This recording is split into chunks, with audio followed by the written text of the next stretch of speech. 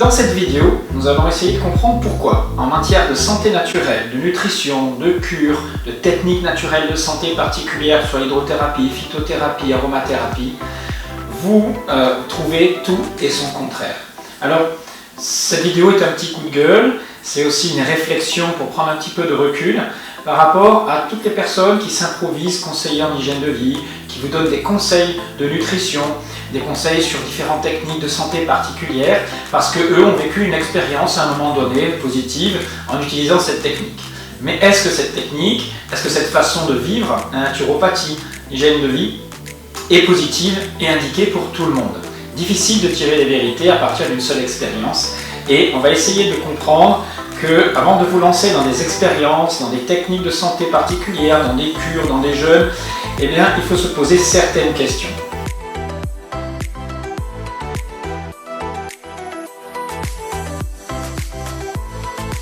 Voilà, alors ça fait 35 ans que je me pose ces questions. J'ai été éduqué dans le milieu de la naturopathie, j'ai fait ensuite des études, j'ai vécu des expériences dans ce domaine-là. Et le fruit de toutes ces expériences-là, le fruit des enseignements que j'ai pu donner, mais aussi des consultations, des retours de consultations que j'ai pu avoir pendant toutes ces années, m'ont permis de comprendre et de relativiser certaines notions autour de ces techniques naturelles de santé. Et je vais essayer de partager avec vous le fruit de toute cette expérimentation et surtout de vous amener à vous poser certaines questions, certaines réflexions pour permettre d'aller plus loin et de prendre surtout un peu de recul par rapport à tout ce qui vous est proposé sur Internet.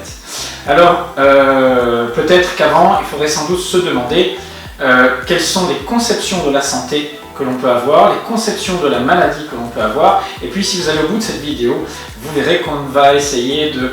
on va aller un petit peu à l'encontre de certaines croyances, non pas pour les nier ou dire que voilà, la vérité est ailleurs, mais qu'il existe une autre façon de voir les choses et que la façon dont vous voyez les choses par rapport à la santé va déterminer votre approche de la naturopathie, de la santé, etc. et déterminer votre façon de vivre. Voilà, donc je suis Jean Vestigeant de la formation ALC de naturopathie. Essayez d'aller jusqu'au bout, vous verrez, ça vaut le coup. Dans cette vidéo, nous allons voir beaucoup de questions autour des conceptions de la santé, conceptions de la maladie, des conceptions autour de la nutrition, se poser des questions sur les différents types de régimes alimentaires ou de modes alimentaires qui existent, savoir pourquoi elles fonctionnent pour certains individus et pas pour d'autres. On va voir des choses autour de l'immunité, autour d'autres techniques naturelles de santé, voir comment elles fonctionnent en fonction des tempéraments que l'on a, et puis bien d'autres choses autour de cette croyance, par exemple sur le fructose, sur les régimes dissociés, sur la théorie des calories, etc. etc. Alors, il existe une vraie différence. La première chose qu'on doit se poser comme question quand on regarde des choses sur Internet, c'est la théorie telle qu'elle est présentée, est-ce qu'elle est vraiment telle qu'elle dans la réalité? Il y a une différence entre théorie et ce qui se passe sur le terrain. Alors, on va prendre comme exemple, par exemple, l'alimentation. C'est souvent les thèmes qui sont les plus abordés en naturopathie, mais on verra qu'on pourrait très bien appliquer ce qui va être dit maintenant à l'exercice physique, à l'hydrothérapie, à la phytoaromathérapie ou d'autres techniques naturelles de santé. Alors si je prends comme référence le régime alimentaire, vous allez avoir des personnes qui, en mangeant végétarien, vegan, paléo, cétogène, etc., vont se sentir mieux pendant quelques temps. Et puis d'autres, avec la même approche alimentaire, vont avoir des résultats, des inconvénients particuliers, des résultats donc pas positifs, des difficultés digestives, des difficultés de moins bien-être après les repas, et puis sur du long terme, la perte de masse musculaire ou perte d'énergie. Alors, c'est bizarre que pour une même technique, alors par exemple, on peut faire la même chose pour l'hydrothérapie froide, par exemple, elle soit bénéfique pour certaines personnes, et puis dévitalisante pour d'autres. La première chose donc qu'il faut se poser en matière de santé, c'est est-ce que cette approche-là de la santé, cette vision-là me convient à mon tempérament, à mon vécu et à mes capacités, on verra, digestives, vitales, etc. La particularité d'un bon conseiller en hygiène de vie, d'un bon coach santé, d'un bon naturopathe, c'est avant de vous proposer certaines choses, va vous proposer ce qu'on appelle un bilan de vitalité. Il va vous apprendre à vous connaître, à savoir évaluer vos propres capacités réactionnelles, votre puissance digestive, votre capacité d'élimination, vos points forts organiques, vos points faibles organiques, tenir compte aussi du contexte de votre vie, et en fonction de toute cette approche-là, va vous proposer des conseils, va vous proposer un programme d'hygiène de vie qui va être adapté à ce que vous êtes, mais attention, cette adaptation ne sera pas à 100% parfaite. Ce sera aussi à vous d'expérimenter et d'observer, non pas sur du court terme, mais sur du moyen, voire du long terme. C'est-à-dire que, bien sûr, si en 15 jours vous dégradez rapidement, il va falloir changer les choses, mais si vous sentez une amélioration et que cette amélioration, au bout de 3 semaines, 1 mois, elle commence à diminuer, eh bien peut-être que tout n'est pas parfait et qu'il va falloir mettre en place certains ajustements. Alors les naturopathes ou les coachs santé, normalement, utilisent des outils pour faire ce bilan. Il faut déjà savoir ce qu'ils utilisent comme outil. Ce qui est intéressant, c'est de savoir qu'il n'y a pas que les bilans sanguins, il n'y a pas que l'anamnèse ou le questionnement, ou il n'y a pas que des bilans type carence, en faisant une analyse de cheveux pour savoir si tout va bien à partir d'une simple analyse de l'état carentiel nutritionnel du corps. Il existe d'autres outils qui donnent une approche beaucoup plus globale de ce que vous êtes, sur la façon dont vous gérez votre énergie nerveuse, votre énergie glandulaire, la capacité à récupérer après un effort, après des digestions pénibles, après un moment de stress important. Donc tout ça se voit à travers une approche morphologique. L'iridologie est un outil intéressant, il y a des approches énergétiques, mais vous avez aussi l'anamnèse, bien sûr, le questionnement qui permet de bien connaître la personne. Alors une fois que tout ça est bien cerné, il va falloir que vous sachiez quelle est la conception de la santé et de la maladie de votre coach, de votre conseiller, de votre thérapeute, entre guillemets, même s'il ne traite pas toujours des maladies, pour savoir ce qu'il va vous proposer et si ça vous convient. Alors en réalité, il y a 3 grandes conceptions de la santé. On va essayer de les détailler maintenant, et c'est cette approche-là. On ne peut pas se lancer dans une amélioration de son modèle de vie si l'on n'a pas derrière une conception particulière de la santé et de la maladie. Alors les 3 conceptions de la santé et de la maladie, bien sûr, qui en découlent. La première conception qui existe, quand vous allez voir un médecin ou un conseiller en santé, la première vision qu'on peut trouver dans la médecine, en particulier, c'est la vision pasteurienne des maladies. La maladie est définie comme une absence de symptômes, tout simplement. Alors je ne reprends pas la conception de l'OMS, la définition, mais en gros, vous n'êtes pas malade, vous êtes dans des normes particulières, vous êtes en santé. Ce qui est totalement, on verra, une illusion complète. L'absence de symptômes ne garantit pas l'état de santé parfait, et la maladie ne veut pas dire que vous n'êtes pas non plus en mauvaise santé. On verra que pour certaines maladies, c'est même l'inverse. Alors les médecins considèrent que la maladie, dans la vision pasteurienne, est liée à une agression de votre environnement. Vous attrapez froid, vous avez un virus, vous subissez un stress particulier, et votre corps doit se défendre contre cette agression. Donc on va éviter l'agresseur, l'agent agresseur, qui la plupart du temps, par exemple, sont des microbes ou des virus dans la conception pasteurienne. Alors qu'est-ce qu'on vous fait? On vous dit de vous nettoyer les mains, de javeliser, de détruire votre environnement extérieur agressif, ou de vous en protéger du moins. Alors le premier coup de gueule par rapport à ça, c'est par rapport aux écrits du docteur Salman. Alors récemment, c'est un médecin, vous savez, qui s'approprie des concepts de l'hygiène de vie particulière, du vitalisme. Il a d'ailleurs écrit son dernier livre qui s'appelle Vital, qui d'ailleurs a des anecdotes très intéressantes, des conceptions sur le jeûne, sur la nutrition qui sont valables, très intéressantes.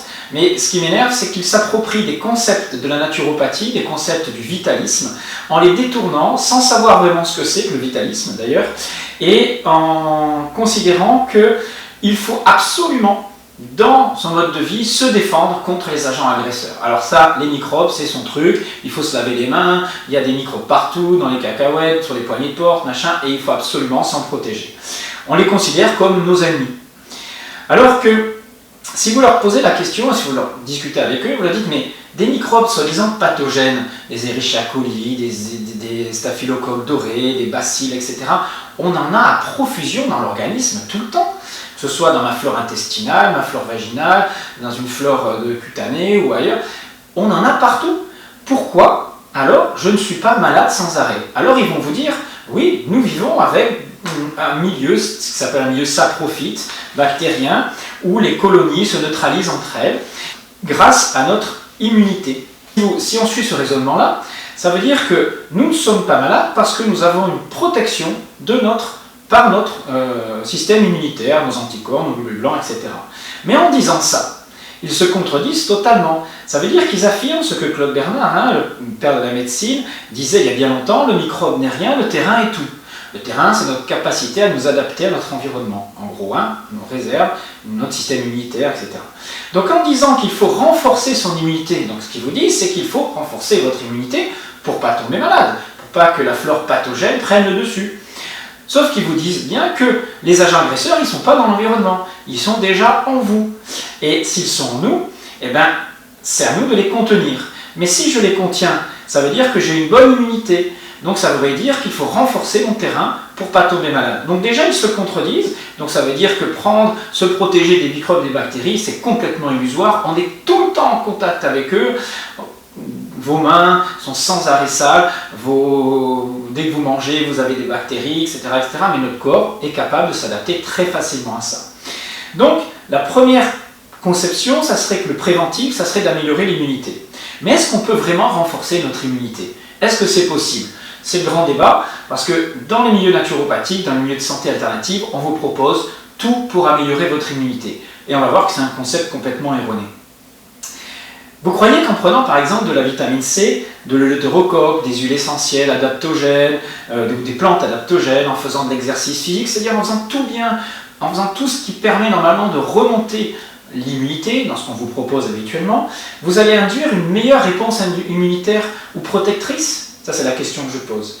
En fait, raisonner ainsi, c'est contredire le principe fondamental du vitalisme. Le vitalisme, c'est le corps qui agit toujours dans le sens de la santé, dans la préservation de la vie.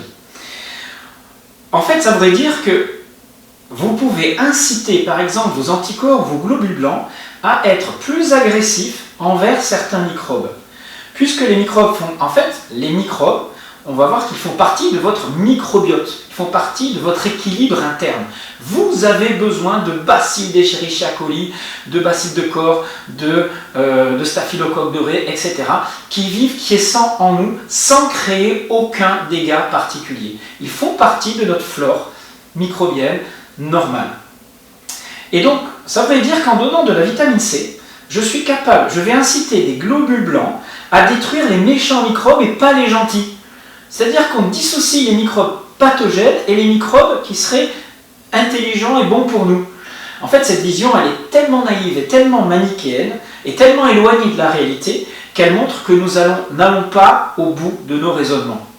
Ce concept est totalement dépassé. En réalité, nous avons besoin de toutes les bactéries, elles sont dans un équilibre particulier et il n'y a pas de différence entre des bactéries qui seraient pathogènes et d'autres qui seraient symbiotiques, utiles à l'organisme.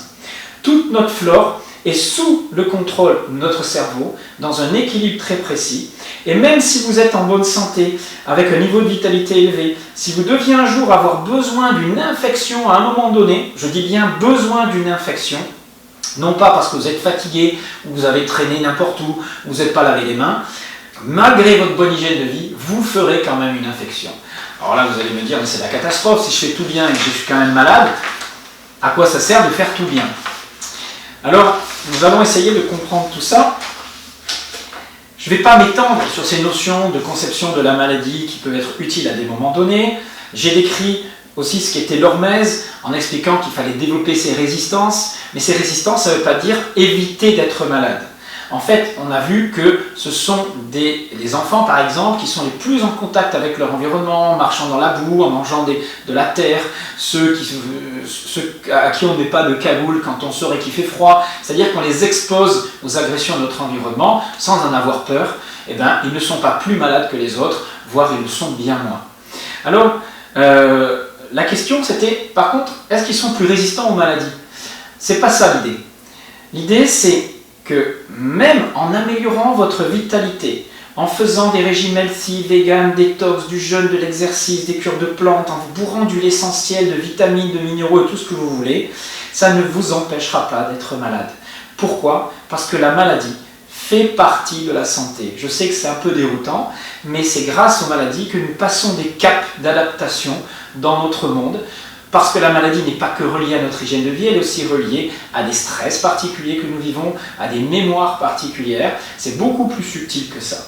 Par contre, l'avantage d'avoir une bonne hygiène de vie fait que nous passerons ces caps de la maladie, nous supporterons des phases inflammatoires, nous supporterons des phases d'infectieuses, des phases de fièvre, de bien meilleure façon, sans recourir forcément à des médicaments, qu'une personne qui serait dans un état de vitalité faible parce que son hygiène de vie n'est pas bonne. Donc, la première conception, dire que la maladie doit être absolument évitée, que la maladie vient de notre environnement, d'infection, d'une faiblesse immunitaire, tout ça, je n'y crois absolument pas. Je ne dis pas que c'est la vérité, vous croyez ce que vous voulez, mais ça ne fonctionne pas dans la réalité de cette façon-là.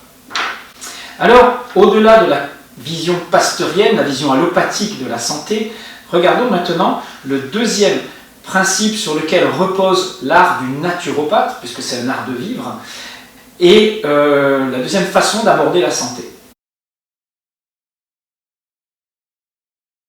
Le deuxième concept de la santé que vous trouverez souvent dans les milieux de médecine alternative, c'est le principe hygiéniste de base. C'est-à-dire que la maladie, elle est liée à une surcharge organique, c'est-à-dire à une intoxication, une surcharge humorale, les humeurs étant les liquides du corps, la lymphe, le sang, les liquides extra- et intracellulaires. On appelle ça la théorie des humeurs. Donc j'ai appris dans les études de naturopathie auprès de mon père pendant des dizaines d'années, tout ça, et je ne suis pas forcément d'accord avec ce concept-là, enfin pas tout à fait tel qu'il est décrit habituellement de façon très simpliste, c'est-à-dire que notre santé dépendrait d'un équilibre entre nos apports et nos dépenses, notre capacité d'élimination des déchets organiques. Alors cette approche n'est absolument pas scientifique, mais elle a un intérêt, c'est qu'elle permet d'avoir un regard très global sur ce qu'est la santé, en rapport entre un équilibre entre nos apports et nos dépenses, nous garder ce concept-là, mais à la fois sur le plan nutritionnel, énergétique, mais aussi psycho-émotionnel, sur le plan bien sûr des déchets organiques. C'est-à-dire que les déchets ne sont pas de nature uniquement organique, on pourrait parler de déchets psychologiques, de choses comme ça. Alors, tout ça s'appuie sur la notion de réserve nerveuse, c'est-à-dire plus nos réserves d'énergie vitale, qu'elles soient neuroglandulaires, élevées, plus notre capacité à éliminer correctement les déchets, à encaisser des stress particuliers ou à encaisser des masses de déchets est supérieure. Donc nous avons des capacités différentes à éliminer, à bien sûr digérer, assimiler, métaboliser, stocker, et cette approche hygiéniste de la santé est intéressante dans le sens où elle montre qu'il y a une individualisation à faire. Tout le monde ne peut pas encaisser les mêmes masses de déchets nutritionnels, je parle, ou de carences même. Voilà, tout ça, ça dépend de notre capacité propre. Notre santé donc, serait dans cette conception-là en relation avec la propreté humorale, c'est-à-dire que vos cellules baignent dans un milieu liquidien, 75%, 70% d'eau dans notre corps, et ce milieu liquidien, s'il se dégrade, si les équilibres électrolytiques ne sont pas bons, s'il se surcharge de toxines, entre guillemets toxines, eh bien, le fonctionnement cellulaire est moins bon, et à ce moment-là, votre vitalité, vos capacités d'échange cellulaire, vos capacités à transformer l'énergie, etc., baissent. Cependant, cette approche est une source d'erreur. Elle manque de précision qui conduit aussi à des généralités parfois dangereuses. Alors bien sûr, on peut parler de toxines exogènes. On a tendance dans cette approche-là à faire passer les toxines exogènes ou endogènes, celles que l'on fabrique, comme nos ennemis numéro 1 et absolus, et ignorer rien d'autre. C'est-à-dire que les molécules à éviter, vous savez, c'est le gluten, le lactose, la caséine du lait, ce serait bien sûr tous les perturbateurs endocriniens, les pollutions, les pesticides extérieurs. Et puis, bien sûr, d'un côté, vous aurez les bons aliments, et puis d'un autre, il y aurait les bons aliments, ceux qui ne produisent pas de déchets. En gros, cette vision manichéenne du bon et du mauvais, toujours présente. Pour trouver bien sûr une alimentation qui soit spécifique à l'homme. Alors bien sûr, ça crée des grands débats, parce que quel est le bon aliment pour certains ou le mauvais, ça va dépendre de votre conception de l'alimentation ou de la santé, et de votre éthique aussi. Par exemple, pour le crudivore, tous les mauvais aliments sont ceux qui sont cuits. Les végétariens, c'est tout ce qui est carné qui est mauvais. Pour le vegan, c'est tout ce qui vient de l'animal. Pour le paléo, c'est tout ce qu'on ne trouvait pas il y a 30 000 ans qui est mauvais. En gros, les produits laitiers et les céréales et légumineuses, c'est-à-dire ce qu'on cultivait. Pour les flexitariens, le régime dissocié, la macrobio, le régime cétogène, c'est encore autre chose. C'est-à-dire que vous avez aussi ceux qui vont vous dire que le brut est bon, tout ce qui vient de la nature qui est brut est bon, tout ce qui n'est pas brut n'est pas bon, l'industrialisé. Voilà, donc vous avez compris que chacun va de sa théorie avec une scission entre le bon et le mauvais. Comment s'y retrouver dans ce dédale? Pas évident. Le problème, c'est que quand on aborde la nutrition, je prends l'exemple de la nutrition là, l'alimentation, avec uniquement un critère particulier. Alors, le critère, c'est la production de déchets acides, dans l'équilibre acido-basique par exemple. Le critère, c'est l'index glycémique, parce que ces aliments font monter l'insuline et entraînent des pathologies métaboliques particulières. D'autres, ça va être l'index insulinique. D'autres, ça va être la quantité de lectine, de FODMAPs, de produits qu'on ne peut pas digérer dans les nutriments, etc., etc. En ayant un ou deux critères d'observation d'un aliment, on se limite dans la compréhension globale de l'approche alimentaire. C'est ça l'erreur majeure, c'est qu'on manque de recul dans la globalité et on oublie ce que l'aliment devient dans notre organisme. On pense qu'un aliment, parce qu'il a tel pH, tel niveau de concentration de minéraux, tel niveau de fibres, etc., et ben, c'est comme ça qu'il va apporter les nutriments à notre organisme. En réalité, lorsque cet aliment est digéré, transformé, métabolisé et utilisé par le corps, il génère aussi des déchets particuliers. Et cela, on a tendance à les oublier. Quel est l'impact de son aliment sur notre digestion et sur nos cellules? Donc, attention, il y a l'aliment à l'extérieur et il y a, par exemple, ce qu'il devient à l'intérieur. Par exemple, on va vous dire que la viande a été pendant longtemps un aliment acidifiant. Il a une valeur, par contre, il a un côté négatif sur ce plan-là. Si on considère l'éthique et l'élevage comme étant quelque chose de catastrophique, c'est un aliment négatif. Mais si vous prenez nos ancêtres il y a 30 000 ans, ils se nourrissaient exclusivement de viande, dans de longues périodes. Enfin, une grande partie des tribus dans le monde se nourrissaient essentiellement de viande. La valeur biologique de l'acide aminé contenu dans les viandes, des acides aminés, est très intéressante. C'est d'assimilation de protéines très intéressante. Et quand l'animal, par exemple, a bien mangé, a été élevé au foin, n'a pas reçu de vaccins, d'antibiotiques, de pesticides, etc., il va avoir une valeur nutritive intéressante pour certaines personnes, même s'il libère un peu d'acide urique, de déchets, ammoniac, etc., dans l'organisme. Mais la façon dont l'aliment va être ensuite digéré et neutralisé et ensuite utilisé par notre organisme va dépendre de notre capacité digestive, de notre tempérament. Et ce qui va réussir à l'un ne va pas forcément réussir à l'autre. Donc prenons un exemple, comme par exemple les légumineuses. Les légumineuses sont souvent considérées dans les milieux alternatifs, dans les milieux nutritionnels. On trouve plein de véganes, de végétaliens, donc de végétariens qui consomment énormément depuis peu des légumineuses. C'est d'ailleurs le grand aliment défendu par le professeur Joyeux, les défenseurs aussi du véganisme, du végétarisme, etc., ou des régimes méditerranéens. On dit que c'est une grande source de protéines, les légumineuses. Oui, dans l'absolu, c'est vrai. Mais est-ce que vous savez ce que devient réellement cet aliment dans votre corps et ce qu'il génère en termes de positif ou de négatif? D'abord, il faut se dire que c'est vrai qu'il apporte de bons nutriments. Protéines, fibres, vitamines en petite quantité, etc. Donc, on pourrait considérer qu'il est bon.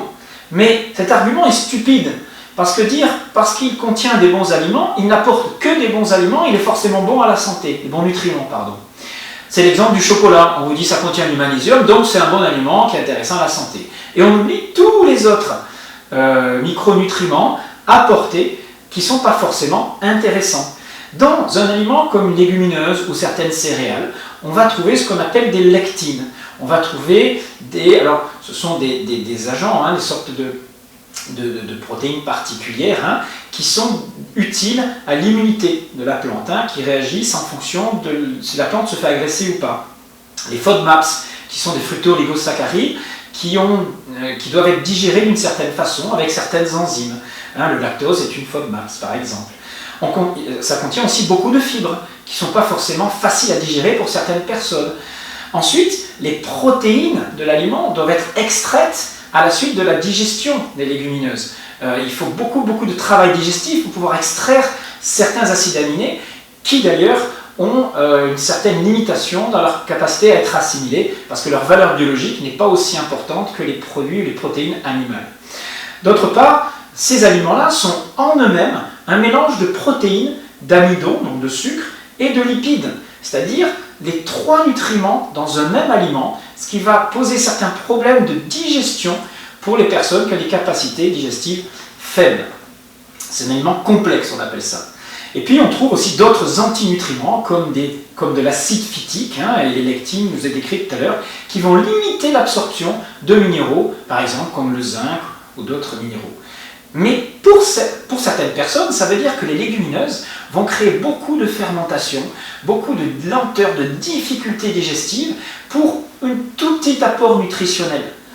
D'autre part, en consommant beaucoup de légumineuses, l'inconvénient c'est que vous produisez beaucoup de fermentation à cause de l'apport en sucre contenu dans ces nutriments, en particulier dans ces aliments, en particulier dans les céréales. Une céréale classique, c'est 60-70% de glucides. Donc, il faut quand même relativiser ces notions, sachant que ces glucides, l'amidon contenu, devient du glucose dans le corps, et ce glucose se transforme en graisse lorsqu'il n'est pas brûlé. Et donc surcharge le foie dans son travail. Donc, ne croyons pas que tous ces aliments sont forcément bons pour tout le monde.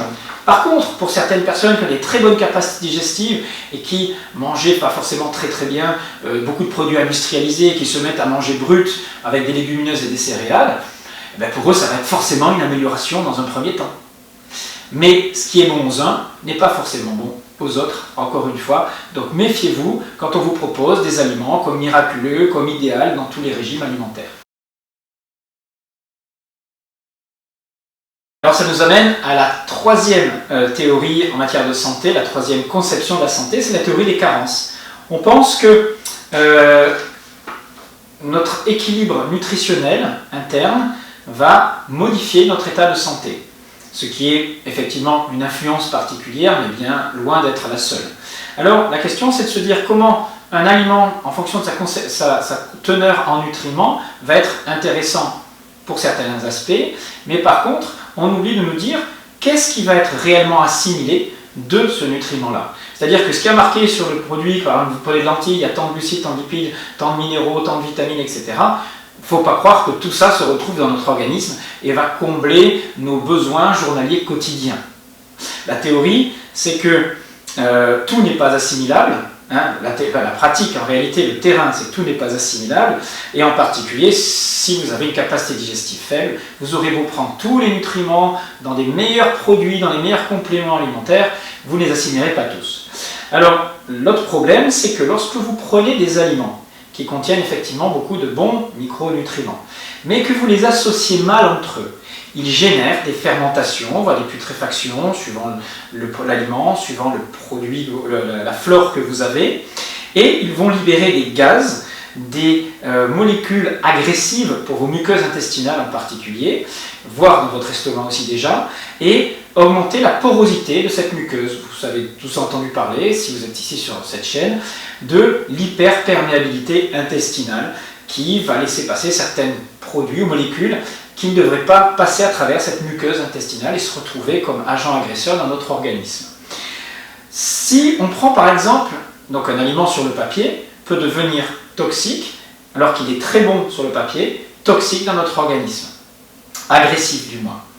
Un aliment sur le papier, une fois transformé lorsqu'il est mal associé, va pouvoir générer donc et devenir source de poison. La référence par exemple à l'équilibre acido-basique. On vous dit, voilà, il y a la famille des aliments qui sont basiques, basifiants, parce que ce n'est pas par rapport à l'acidité de l'aliment, c'est le PRAL qui est mesuré. En fait, c'est 3 éléments qui sont pris en compte pour déterminer si un aliment va être acidifiant ou basifiant. Je ne vais pas vous faire un cours là-dessus, mais en gros, c'est la qualité et la quantité des minéraux qu'il renferme, la teneur en citrate, en bicarbonate, richesse en potassium en particulier, souvent lié au potassium, et puis sa teneur en protéines, acides aminés soufrés, qui induisent les processus acidifiants. Mais sous prétexte que l'aliment est alcalinisant, basifiant ou neutre, il serait bon pour moi. je prends par exemple l'exemple des fruits. Les fruits font partie des aliments, la plupart du temps, alcalinisants, basifiants, parce qu'ils ont une très haute teneur en minéraux et en citrates, et c'est ce qui vient compenser la petite acidité qu'il y a en eux. Mais ce fruit, s'il vient à la fin d'un repas, où j'ai mangé beaucoup de viande, de protéines, beaucoup de légumineuses, beaucoup de céréales, etc., il ne va pas être digéré de suite. Et ce sucre, le fructose, le glucose qu'on va trouver dans le fruit, qu'est-ce qui va devenir s'il reste bloqué dans mon estomac le temps de la digestion? Eh bien, il va fermenter. Et ces fermentations, elles vont libérer des charges acidifiantes dans mon corps et devenir source de poison. Donc, arrêtez de regarder ce qu'il y a sur la théorie et il y a ce que l'aliment devient dans votre corps. Et pour ça, il n'y a pas de théorie. Il suffit d'observer réellement comment réagit votre organisme. Alors, autre aspect dans le choix alimentaire, certains nutritionnistes vont encore compter les calories. On va vous dire que ce qui compte, c'est d'avoir tant d'apports de calories par jour pour que les apports soient égaux aux dépenses si vous ne voulez pas grossir. Alors bien sûr, vous savez que cette théorie est complètement dépassée. Vous avez des personnes qui mangent 2500 calories, qui en brûlent sans rien faire beaucoup plus. D'autres, ils vont manger 1800 calories, ils ne vont pas en brûler. Et à régime égal, ils ne vont pas du tout réagir de la même façon. Même s'ils ont la même dépense physique, etc. Alors on va vous dire, oui, mais ils ne sont pas égaux sur le plan du métabolisme. En réalité, cette théorie, elle est très limitante parce qu'elle ne vous parle pas d'aspect qualitatif. On ne vous parle pas quel type de graisse. Les calories, elles doivent être issues de quoi? Des graisses saturées, des graisses polyinsaturées, des oméga 3, des oméga 6. On ne vous dit pas si les oméga 6 sont plus pro-inflammatoires que d'autres, etc. Et c'est basé sur une théorie que 1 gramme de protéines issues de lentilles, par exemple, égale à 1 gramme de protéines issues d'un œuf. Ce n'est pas du tout la réalité. La valeur biologique, on va dire l'aspect limitant qu'on trouve dans certaines protéines, fait qu'on ne va pas assimiler la même quantité d'acides aminés à calories égales. Alors, je ne vais pas m'étendre là-dessus, mais je vais vous prendre un exemple qui me tient un petit peu à cœur. J'ai beaucoup écrit là-dessus, en particulier sur mon dernier livre, En finir avec le diabète et les maladies métaboliques, qui s'affiche là, et en particulier sur le fructose. On vous dit que 1 gramme de calories issues du glucose va avoir les mêmes effets, un impact sur le corps que 1 gramme de calories provenant du fructose. Et on vous dit le fructose, c'est le sucre idéal. Alors là, je reprends par exemple certaines conférences du professeur Joyeux, que vous trouverez sur le net. Alors, je ne veux pas faire de la critique du professeur Joyeux parce qu'il a vulgarisé et démocratisé un regard sur la santé qui est très intéressant, qui prend le contre-pied de la médecine officielle, allopathique, avec ses dangers, mais aussi ses avantages. Je peux aussi critiquer la médecine allopathique, puisque lui aussi est issu de l'allopathie. Par contre, à vouloir trop vulgariser certaines notions, il a fait beaucoup d'erreurs dans certains conseils qu'il peut donner. Et il généralise trop de choses. Alors en particulier sur le fructose, il dit que c'est le sucre idéal puisqu'il vient de la nature, il vient des fruits, il nourrit le cerveau des enfants quand vous l'écoutez, etc., etc. En fait, c'est une grande erreur. La médecine, la science a montré que l'impact du fructose sur le métabolisme est très différent de l'impact du glucose et notre organisme n'est pas parfaitement adapté à ça. Et même si ce fructose vient du fruit, on va voir que c'est la molécule fructose dont je parle. Parce que vous trouvez aussi sur le net une différence qui est faite parfois entre la molécule fructose qui a été rajoutée dans les produits industriels, le HFC, High Corn Fructose Syrup, le sirop de fructose issu du maïs, qui est très intéressant sur le plan nutritif pour nourrir les bêtes et les faire grossir. C'est ce qu'on donne aux animaux pour les faire grossir, vous savez, le maïs. Et il y a une différence qui est faite entre ce fructose-là et celui qui viendrait du miel, par exemple, ou des fruits. En réalité, c'est la même molécule et notre corps ne fait aucune différence. Alors bien sûr, ce n'est pas en mangeant un fruit que le problème va se poser. Alors pourquoi le fructose n'entraîne pas les mêmes réactions chimiques dans l'organisme que le glucose et pourquoi c'est un problème et pas un avantage? D'abord, quand le professeur Joyeux dit que c'est bon pour le cerveau des enfants, il faut qu'il sache que les cellules du système nerveux n'ont pas de récepteur au fructose, que vos cellules n'ont aucun récepteur au fructose. Elles n'ont que des récepteurs au glucose et donc peuvent le métaboliser directement. Par exemple, vos cellules musculaires transforment le glucose facilement. Par contre, le glucose, elles ne peuvent pas le faire puisqu'elles ne peuvent pas le capter. Alors, qu'est-ce qui se passe? Il faut bien que ce fructose, il aille quelque part, il se transforme en énergie. Qu'est-ce qui se passe? C'est le foie qui va faire ça, exactement. Le fructose va être pris exactement de la même façon que n'importe quelle toxine dans l'organisme. Que vous preniez de l'alcool ou que vous preniez du fructose, la transformation va être quasiment la même. Il faut une réaction enzymatique particulière pour neutraliser cette molécule qui n'est pas utilisée par nos cellules. Et la transformation va donner quoi? Des triglycérides, des VLDL, cholestérol transporteur de basse densité. Et votre statut lipidique va être modifié. Et cette modification-là est source de maladies métaboliques. Alors bien sûr, vous avez compris, alors quand je dis maladies métaboliques, c'est des grandes maladies de civilisation. Ce sont les maladies type diabète, maladies cardiovasculaires, surpoids, obésité, hypertension, etc. Pour vous en assurer, que ce soit du glucose ou du fructose, ça se transforme en graisse si ce n'est pas brûlé. Mais le fructose est beaucoup plus gênant et est sans doute l'un des plus grands facteurs à l'heure actuelle de maladies de civilisation.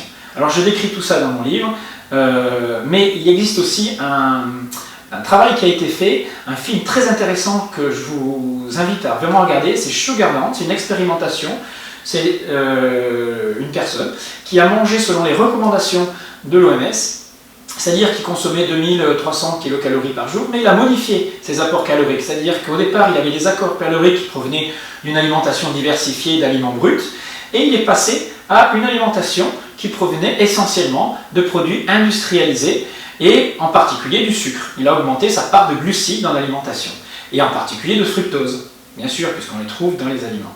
Et à calories égales, en consommant plus de sucre par rapport à ce qu'il consommait avant, les calories n'ont pas changé, il a pris en 2 mois 8,5 kg.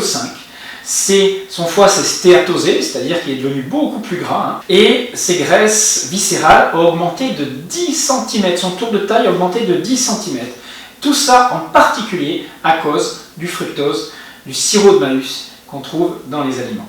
Mais il est bien précisé spécifiquement que pour votre foie, un verre de jus de fruits, c'est la même chose qu'une canette de coca. C'est-à-dire la quantité de fructose dans un grand verre de jus de pomme est la même que dans un soda particulier. Alors bien sûr, vous n'avez pas tous les produits chimiques qui sont rajoutés, mais pour votre foie, c'est le même métabolisme, la même transformation qui va déboucher sur la formation de triglycérides.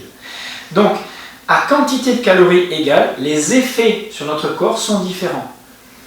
Comprenez que lorsque je vois dans les magazines des cures de smoothie, de jus de fruits, des monodiètes de fruits en quantité, je dis que ça pose problème. Alors le fruit moins que les jus, parce que ça contient des fibres qui vont limiter l'absorption des fruits du fructose, mais une cure de fructose, c'est pas bon pour votre organisme, c'est un poison réel. On est bien d'accord. Maintenant, attention, je ne dis pas que toutes les sources de fructose sont négatives et mauvaises. Prenez par exemple un tempérament sanguin. Je vous donne voilà, une image qui vous donne une idée de ce que c'est qu'une personne sanguine. Une personne sanguine, elle a du surpoids, elle a les joues roses, elle a une très bonne vitalité, elle digère tout ce qu'elle mange, tout ce qu'elle veut. D'ailleurs, elle adore manger. Elle adore les bons plats, la vie en communauté, les fêtes ou autour de la table, etc. etc. Elle digère tout, il n'y a aucun souci. Mais cette personne, elle aura tendance à faire des excès de produits industriels, de viande en sauce, de beaucoup de féculents dans ses repas, etc. Si elle se met à faire des cures, à des monodiètes de fruits, qu'elle consomme un peu plus de fruits acides, de jus de fruits, de smoothies, etc., en remplacement de ses apports caloriques liés à ses viandes en sauce, etc., elle va avoir forcément une amélioration dans son équilibre général. Mais si vous donnez la même chose à une personne rétractée, qui aura des difficultés d'assimilation, et qui se dit « oh, je vais faire des cures de fruits, des cures de légumes crus, etc. » mais surtout de fruits, avec des jus et des jus et des jus, je parle bien de jus de fruits et non pas des jus de légumes verts, c'est pas la même chose, c'est-à-dire de richesse en fructose, et bien les dégâts peuvent être considérables. D'abord, elle ne pourra pas métaboliser tous les acides de ses fruits, et ensuite, elle risque de produire beaucoup de déchets, de poisons dans son organisme, qui vont poser des problèmes. Donc j'en ai marre des personnes qui pensent que tout ce qui vient de la nature est forcément bon. Il faut bien comprendre ce qui se passe dans votre organisme. Et c'est pas parce que vous mangez healthy, que vous mangez cru, que vous mangez beaucoup de fibres ou que vous serez forcément en pleine forme. La plupart des régimes végétaliens, végétariens, poussent à la consommation d'énormément de glucides. Alors pas forcément de fructose, je parle aussi de glucides, d'amidon, qu'on trouve dans les féculents, soit pommes de terre, céréales, légumineuses, ou même certains d'autres légumes. Alors, on va vous dire, oui, mais il y a du bon sucre et du mauvais sucre. Il n'y a pas de différence. Les sucres lents, les index glycémiques bas, etc., ça n'a aucun sens. Aujourd'hui, ces conceptions-là sont complètement dépassées. Lorsque vous consommez de l'amidon, lorsque vous consommez des légumineuses, vous consommez du glucose. Ces longues chaînes de glycogène, d'amidon, pardon, vont être scindées, et à l'arrivée, dans votre intestin, vous avez quoi? Du glucose. Ce glucose, une fois assimilé, qu'est-ce qu'il devient? Eh bien, il devient soit du glycogène, soit il est brûlé, et la plupart du temps, si vous êtes trop sédentaire ou si les apports sont trop importants, il libère des triglycérides, du cholestérol VLDL, qui n'est pas forcément que mauvais, hein, on est bien d'accord, mais l'inconvénient, c'est surtout les triglycérides, qui vont entraîner beaucoup de maladies métaboliques particulières. J'ai oublié de vous dire tout à l'heure que le fructose est un grand pourvoyeur d'acide urique. Hein, il entraîne une augmentation importante de l'acide urique qui est libéré par le foie. Attention, ça n'est pas, donc il n'y a pas qu'un inconvénient. Donc n'oubliez pas que quand vous consommez des céréales ou des légumineuses, en gros, vous consommez aussi de la graisse. Mais attention, tout le monde ne va pas grossir en mangeant des céréales et des légumineuses. Encore, attention, ce n'est pas ce que j'ai voulu dire. Tout dépend bien sûr de la quantité calorique. Il faut bien comprendre que les calories, à un moment donné, ça compte aussi. Donc tout n'est pas aussi facile qu'on ne l'imagine. Alors on vous parle de sucre rapide, de ceux qui font monter mon insuline, d'index glycémique, etc. Et on oublie derrière certains aliments qui sont considérés comme soi-disant de bons aliments sucrés parce qu'ils ont un index glycémique bas, c'est-à-dire que votre IG ne fait pas trop monter l'insuline dans le corps, donc vous ne stockez pas trop. Si vous avez entendu parler de ça, tant mieux pour vous, vous comprendrez ce qui suit. Par contre, on oublie de vous dire que certains aliments qui ont un index glycémique relativement correct, comme par exemple un pain complet autour de 50-60 d'index glycémique sur une échelle de 1 à 120, eh bien, 1 à 160, pardon. Par contre, ce pain complet a un index insulinique très élevé, c'est-à-dire qu'il va stimuler votre pancréas de façon bien supérieure à n'importe quel autre aliment bien sucré, et avoir un index insulinique autour de 100. C'est-à-dire que c'est très élevé, la stimulation de l'hormone insuline est très importante, même pour un aliment qui a un IG, un index glycémique bas. C'est aussi le cas par exemple pour les yaourts, qui ont un index glycémique autour de 50-60 et qui ont un index insulinique autour de 110. C'est-à-dire que on pense tout maîtriser parce qu'on a découvert un index à un moment donné, et puis on s'aperçoit que 10 ans après, il y a un autre index qui sort et qui nous fait montrer que l'aliment, il fait aussi grossir certaines personnes. Mais attention, il ne fera quand même pas grossir certaines personnes si elles mangent très très peu en quantité, si elles ne digèrent pas très bien, et par contre, on sait que ça sera libéré. Alors ça nous amène à la conclusion de cette longue vidéo. Comment faire des choix en matière d'hygiène de vie? Comment savoir que les conseils qu'on m'a donnés sont adaptés? Alors d'abord, la première chose, c'est de garder une vision d'ensemble, une vision globale. Est-ce que, par exemple, si je me base sur les choix alimentaires, je tiens compte de l'aspect bio du produit, de sa maturité, de sa teneur en certains poisons, pesticides, etc. Est-ce que je vais tenir compte de sa teneur en micronutriments ou macronutriments? Est-ce que je vais regarder les principes antinutritifs contenus dedans, la quantité de fibres, etc., les poisons endogènes qu'il va libérer ensuite, acide urique, urée, etc. On peut tenir compte de l'index glycémique, insulinique, la charge glycémique, la quantité de calories qu'il va nous apporter, mais tout ça n'a de sens que si vous tenez compte d'abord de la personne qui va manger cet aliment. Donc bien regarder la capacité digestive de cette personne, l'état dans lequel il a digéré, toute son histoire par rapport à l'aliment et bien sûr les croyances. Alors la plupart de nos choix, on est aujourd'hui bombardé d'informations, en particulier concernant la nutrition, elles se font par rapport à des croyances, par rapport à ce qu'on a entendu dire, c'est bon, c'est pas bon. Et on oublie l'expérimentation. Alors par exemple, vous entendez des théories qui se contredisent, en fait, qui dans la réalité ne sont pas valables. C'est-à-dire qu'on vous dit par exemple, le lait c'est mauvais, les produits laitiers c'est mauvais parce que ça contient des facteurs de croissance, parce que du lactose, on ne le digère pas, la caséine, on ne la digère pas très bien, etc., etc. Et pourtant, vous regardez dans le monde des peuples, des Peuls, des Maasai, des Yakoutes dans la Sibérie, etc., des Mongols, qui se nourrissent à base de lait. Alors c'est du lait cru la plupart du temps, qui sort du pis de l'âne, de la vache, du cheval, tout dépend de la chèvre, tout dépend de l'élevage qu'ils ont. Et pourtant, ils n'ont pas plus de cancer de la prostate ou de cancer du sein. Là, je fais référence au dire de certains, hein, comme le professeur Joyeux, que le lait entraîne des calcifications dans les seins, entraîne des augmentations de syndrome prostatique, entraîne, grâce aux facteurs de croissance, une augmentation des risques de cancer, etc., etc. Alors, il y a beaucoup d'études qui ont montré aussi que les facteurs de croissance contenus dans le lait n'ont pas autant d'impact que les facteurs de croissance que nous fabriquons. C'est complètement dérisoire par rapport à ça. C'est-à-dire qu'on va trouver des études qui vont dire une chose, et puis d'autres qui vont dire l'inverse. Alors pour savoir ce qui est juste, regardez déjà autour de vous dans le monde. Est-ce que ces Maasai, ces Peuls, qui se nourrissent de lait, de vaches, hein, de chair, etc. Alors bien sûr, ce n'est pas des vaches industrielles, mais ça contient quand même des facteurs de croissance, du lactose et de la caséine, hein, je suis désolé.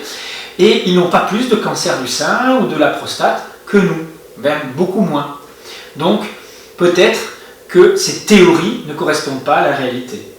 Ça ne veut pas dire qu'elles sont peut-être fausses, hein, attention. Ensuite, vous avez par exemple la conception de la viande. La viande serait un aliment cancérigène, mauvais, etc. Pourtant, vous avez les aborigènes, des Yakoutes, qui se nourrissent essentiellement de chasse, de pêche, hein, d'aliments venant de l'animal chassé, et qui n'ont pas plus de maladies métaboliques, d'infarctus, problèmes cardiovasculaires, etc.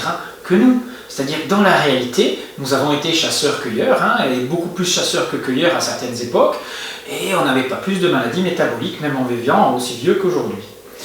Après, on vous dit que le gluten, c'est un aliment dangereux. Oui, pour certaines personnes, ça va créer des dégâts intestinaux catastrophiques, mais pour d'autres, ça n'empêche pas, par exemple, les vieux d'Icarie, de Sardaigne, qui sont des zones du monde où on vit le plus vieux, hein, le plus âgé, de consommer encore du gluten, hein, du gluten qui a été même transformé un petit peu, et peut-être pas exactement le même que nous, mais ça reste du gluten. Et ils vivent très vieux, sans problème digestif particulier. Les peuples centenaires, d'ailleurs, ne sont pas exclusifs en matière d'aliments. Hein, il y aurait beaucoup à dire à ce sujet-là, d'ailleurs je vais faire une conférence bientôt que je vais filmer là-dessus. Alors comment faire le choix en matière d'hygiène de vie? Eh bien d'abord, il faut avoir une connaissance théorique ancestrale, traditionnelle de la vie, de l'hygiène de vie, associée à une connaissance scientifique théorique moderne, et en plus y ajouter une observation objective de l'expérience et tenir compte de l'individualité de chacun. Alors tout ça, ça ne vient pas en regardant 3-4 films comme ça à la sauvette sur Internet. Par contre, l'outil Internet peut être intéressant pour comparer les avis, des points de vue et regarder si les notions sont cohérentes. Mais ensuite, ça ne suffit pas. Il faut se les appliquer à soi-même et observer objectivement. Et ça, c'est le plus difficile. Parce que quand on a des croyances, on pense que notre mode de vie qu'on a choisi pendant un certain temps, et même s'il nous réussit un petit peu, on pense que c'est comme ça qu'on doit continuer tout le temps. Et lorsqu'on se dégrade, au bout de certains temps, parfois, on se dit « Ah ben non, c'est quand même comme ça » et on continue à s'enfermer dans des théories sans rester objectif. Alors, c'est valable pour la nutrition, mais c'est aussi valable pour l'exercice physique. Est-ce que vous allez choisir de faire des méthodes d'endurance, du HIIT, hein, des exercices fractionnés? Est-ce que vous allez travailler plutôt la résistance, la souplesse, etc., etc. Tout ça va dépendre bien sûr de votre tempérament, de vos envies, mais aussi surtout de vos besoins. L'hydrothérapie, c'est pareil. Est-ce qu'on va choisir une hydrothérapie chaude, du sauna, du hammam? Est-ce qu'on va travailler comme Wim Hof ou les vidéos que j'ai montrées avec des techniques froides? Soit dit en passant, tout le monde ne va pas tirer des bénéfices de stimulation froide. S'ils ne réagissent pas sur le plan hormonal, surrénalien, si ces personnes sont épuisées nerveusement, ça va créer des dégâts importants. Alors petite parenthèse là-dessus, que ce soit le froid, que ce soit l'exercice physique, que ce soit une plante particulière et son principe actif, ça n'apporte pas d'énergie. Quand je vois faire des gens des cures de détox qui vont emprunter de l'énergie au corps, vous savez que faire une cure détox ou prendre une plante particulière qui apporte un principe actif, il n'est actif que parce qu'il stimule votre propre énergie nerveuse. Donc il faut avoir du répondant, de l'énergie nerveuse pour avoir une réaction à cette plante. Le problème, c'est que cette réaction-là, tout le monde ne l'a pas si on est dévitalisé. Donc entreprendre des cures détox en ayant très peu d'énergie, c'est catastrophique, ça épuise davantage les gens et ça les dévitalise. Donc, avant de faire des cures détox, assurez-vous d'avoir assez d'énergie vitale. Faites d'abord une phase de revitalisation si nécessaire et ensuite passez à une phase de nettoyage, de désintox, de ce que vous voulez. Mais n'oubliez pas que la meilleure façon de récupérer et d'améliorer son état, c'est d'abord le repos. Première prescription dans le monde. Et avant de penser compléments alimentaires, de cure, de plantes, etc., pensez d'abord à enlever de votre vie des éléments négatifs, agressifs. On améliore d'abord sa vie en supprimant des mauvaises habitudes plutôt qu'en ajoutant des soi-disant bonnes, en se bourrant de plantes, de compléments, de techniques particulières et en continuant derrière à manger, à vivre n'importe comment, dans le stress, etc. Donc, vous trouverez toutes sortes de théories particulières, en particulier sur les nutritionnistes, qui vous disent qu'il faut absolument prendre des compléments alimentaires, c'est essentiel dans notre mode de vie, etc. Et vous ressortez avec des prescriptions de 200, 300 euros, avec 8 boîtes de compléments à prendre, de vitamines ceci, de minéraux, d'oligo-éléments, etc. Le problème, c'est que, ok, vous avez fait votre analyse de carence, etc., vous êtes aperçu qu'il manque un peu de zinc, un peu de vitamine D, etc., mais on ne vous explique pas pourquoi vous avez ces carences. Donc plutôt que de modifier son hygiène de vie, vous allez vous bourrer de compléments alimentaires sans savoir si vous les assimilez correctement, s'ils sont de bonne qualité, etc. Donc avant d'aller rechercher du complément parce qu'on est soi-disant carencé, regardez d'où vient ce déficit nutritionnel. Est-ce que ça vient d'un déficit d'apport alimentaire, tout simplement? Des fois on manque de macro-aliments, hein. Les modes de cuisson, trop d'antinutriments contenus dans les plantes, hein. Gardons à l'esprit qu'il faut avoir une approche causaliste. C'est le dernier aspect qu'il faut vérifier, s'intéresser aux causes de nos problèmes avant de travailler sur les effets. Sinon les problèmes reviendront. Par exemple, pour les compléments alimentaires, le débat il est identique. Je vous ai dit ici, il y en a certains qui vont par exemple conseiller à certains de consommer du sérum de Quinton, des algues, des aliments riches en iode, parce qu'ils veulent soutenir la thyroïde d'une personne. Mais si cette personne, elle a une thyroïde excitable par l'iode justement, elle va augmenter sa nervosité, son sommeil va être moins bon, et les effets ne vont pas être positifs. Donc ce qui était intéressant pour une personne ne va pas forcément l'être pour tout le monde. Donc attention aux généralités. C'est tout l'art du naturopathe, du praticien. On ne peut pas s'improviser comme ça parce qu'on a eu quelques expériences positives avec tel ou tel traitement ou telle technique naturelle de santé, donneur de conseils. C'est beaucoup plus complexe que cela. Méfiez-vous. Par exemple, lorsque je fais une vidéo sur le petit déjeuner ou le jeûne intermittent, je ne vais pas donner de conseils en disant il faut absolument faire du jeûne intermittent tous les matins ou manger tel ou tel aliment de préférence le matin. Ça va dépendre bien sûr des personnes et un jeûne intermittent va être très bénéfique pour une personne qui a des capacités digestives très bonnes, qui a besoin de manger sur un temps très court pour ne pas faire monter son insuline et avoir des temps de repos importants, alors qu'une personne rétractée, qui a des problèmes digestifs, sera beaucoup plus sera améliorée par un jeûne intermittent pendant une courte période, sur quelques semaines, et puis ensuite reviendra à une alimentation basée sur 3-4 repas par jour peut-être, beaucoup plus petits et beaucoup plus assimilables. Donc attention, grande généralité, avant de faire donc des choix dans les domaines de l'hygiène de vie, la meilleure façon de fonctionner, c'est de garder du bon sens, d'expérimenter les méthodes, de tester donc, et d'observer objectivement les effets. Et même si ces conseils viennent d'un naturopathe, d'un praticien, de quelqu'un qui a une grande renommée, attention, méfiez-vous, ils n'auront peut-être pas des effets positifs sur vous à long terme. Donc remettez-vous en cause, remettez en cause la parole de la personne qui vous a conseillé, si vous observez sur vous des réactions particulières. Quand je dis observer objectivement les résultats, c'est pas toujours facile. Certaines personnes mangent par exemple beaucoup d'aliments à base de sucre, une alimentation basée sur la consommation de glucides, pain, céréales, fruits, jus, etc. et ne sont pas vraiment malades, sont plutôt en santé, on va dire, normale. Et elles pensent qu'elles sont en santé. Sauf que de temps en temps, elles ont des petites fringales, une sorte d'hypoglycémie, elles sont un peu irritables, elles ont un sommeil un peu perturbé, des inflammations digestives, des lourdeurs digestives, des ballonnements, etc. Mais pour eux, c'est un état quasi normal de santé. Elles ne sont pas plein potentiel de leur vitalité, mais et elles pensent qu'elles sont dans le vrai, dans le juste, parce qu'elles ne sont pas malades. Mais on leur a dit que manger frugivore, manger végétalien, c'était idéal, manger macrobio, c'était parfait, il ne fallait pas manger de viande, pas manger de produits industriels, etc. Mais en fin de compte, leur mode de vie, objectivement, montre qu'elles ne sont pas en grande santé. Mais elles ne vont pas en démordre, parce qu'elles ont certaines croyances, elles ne reviendront pas en arrière. C'est la même chose pour des personnes qui mangent trop de viande ou trop d'aliments industriels, etc. bien sûr. Hein. Alors, les choix d'hygiène de vie doivent tenir compte de votre état sur le moyen terme, pas que sur du court terme, et sur du long terme, bien sûr. Ensuite, on change une habitude après l'autre pour savoir si c'est cette habitude-là qui a un impact sur mon corps. Si je change tout du jour au lendemain, ma façon de faire d'exercice physique, de manger, de dormir, je vais plus au travail, je fais une sieste, alors je mange un peu de pain, etc., on ne sait pas ce qui va vous améliorer ou influencer négativement sur votre tempérament, sur votre mode de vie, pardon, sur votre santé. Imaginez qu'un jour je me mette à manger des œufs alors je n'en mangeais pas, et que je me mette à dire « oh, je ne digère pas très bien ». Alors que vous consommez cet œuf mélangé avec des oléagineux, avec de la purée d'amande, avec du pain, etc. Forcément, ça va créer des ballonnements, une surcharge digestive, mais ça ne veut pas dire que les œufs en eux-mêmes sont mauvais.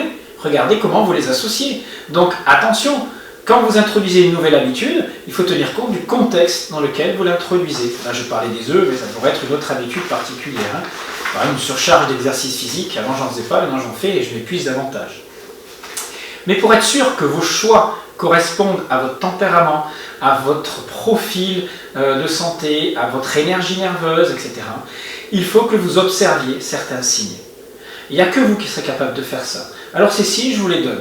Regardez la qualité de vos digestions. À la fin du repas, comment vous êtes? Plus fatigué, moins fatigué, lourdeur, petite inflammation, ballonnement ou pas. Ensuite, regardez l'énergie que vous avez dans la journée. Est-ce qu'elle est hachée? Est-ce qu'elle est basse à certains moments? Est-ce qu'elle est haute plutôt à un moment donné dans la journée? Si ça peut s'améliorer en changeant certains modes de vie, votre hygiène de vie, tant mieux, c'est que vous êtes sur la bonne voie. Ensuite, observez vos capacités physiques d'endurance, de force, de souplesse. Regardez comment elles évoluent. Certaines, en maigrissant beaucoup, en ayant des régimes hypocarnés, etc., gagnent en souplesse, gagnent en endurance, mais ils perdent en force, en puissance physique et donc en vitalité. Et ça se voit à la qualité des tissus. Dernier aspect, donc, observez la qualité de vos tissus, le rapport entre masse maigre et masse grasse, et regardez surtout la tonicité, la qualité musculaire de votre corps. Le muscle est un grand signe de vitalité, je le répète encore une fois, si vous perdez de la masse musculaire, vous perdez de l'énergie vitale. C'est un signe ancestral observable par les naturopathes et les hygiénistes de longue date. Alors vous êtes le seul à faire ces choix-là. Sachez qu'il n'y a pas de vérité dans le domaine de l'hygiène de vie, comme en médecine, même si vous trouverez toujours des rapports scientifiques qui vont vous dire tout et le contraire. Donc soyez objectifs, sachez qu'il n'y a pas de vérité universelle, travaillez pour vous, remettez-vous en cause régulièrement. Moi, il y a 15-20 ans, je ne vivais pas du tout de la même façon, j'ai expérimenté plein de types d'alimentation, de régimes, j'ai discuté avec beaucoup de monde, observé, et je mets tout ça maintenant, cette expérience-là, au profit de réflexion, sans imposer de mode de vie particulier. Maintenant, j'essaie d'adapter les choses en fonction des tempéraments, je conseille, mais quand j'ai un patient ou un élève qui me pose des questions, je lui dis expérimente d'abord, observe, il n'y a que toi qui es capable de faire ce changement-là. Donc restez objectif, restez ouvert, captez tout ce qui se passe autour de vous et testez tout ça. Juste une petite information pour finir, avant de vous quitter. Si vous voulez me rencontrer, poser des questions, sachez que je serai sur le salon Bio & Co de Strasbourg à la fin du mois d'octobre, à la Toussaint, pendant 4 jours. Je donnerai des conférences, je signerai mes livres bien sûr et je répondrai à vos questions en direct. Sachez que je ne réponds pas aux questions sur YouTube, c'est trop compliqué, ça nécessite souvent des démonstrations particulières et pour rester cohérent, je préfère le faire en direct ou à travers mes livres ou surtout dans mon enseignement que je donne dans la formation alsacienne de naturopathie. Voilà, à une prochaine.